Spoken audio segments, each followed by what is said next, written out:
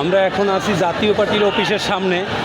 আমাদের সহযোদ্ধা ভাইরা মিলে আমরা যখন জাতীয় পার্টির অফিস ভাঙতে যাই তখনই পুলিশ আমাদেরকে কিছুক্ষণ সময় পেয়েছিলাম, কিন্তু তারপরে পুলিশ আমাদের উপরে পাল্টা আক্রমণ চালায় এবং এই আক্রমণ চালাতে গিয়ে আমরা খুবই দুঃখজনকভাবে সঙ্গে কিন্তু আমাদের সাথে ধাওয়া পাল্টা দেওয়া চলতে আছে এবং এই ধাওয়া পাল্টা দেওয়ায় পুলিশ আমাদেরকে অতিরিক্তভাবে ধাওয়া দিছে এবং ওই যে পুলিশ দেখুন, ওই যে শুধু গুলি বাদে এখানে সব কিছুই পুলিশ এখানে করছে। আর আমরা বিপি নূর ভাইয়ের উপরে হামলার কারণে আমরা এখানে করতে আইছি। আমাদেরকে পুলিশে খুবই অত্যাচার করতে আছে এবং পুলিশে গরম পানি টিয়াক্সেল সব কিছুই মারতে আছে। এই গায়ে লাগবে, এই সাইডে ইট এই সাইডে নিয়ে ইট এই সাইডে নিয়ে ইট ছাড়া কেউ সামনে দেয় না। ইট দেও না, কিছু লোকে ইট দেও না।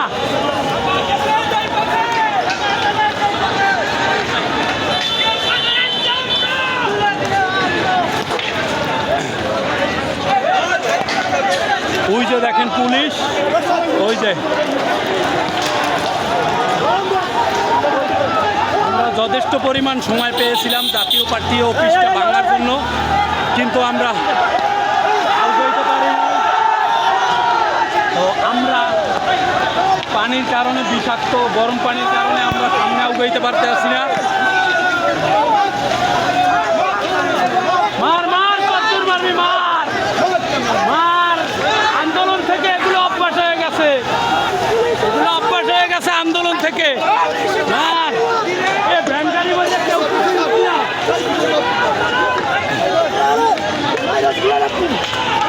পুলিশ আমাদের উপরে আক্রমণ করছে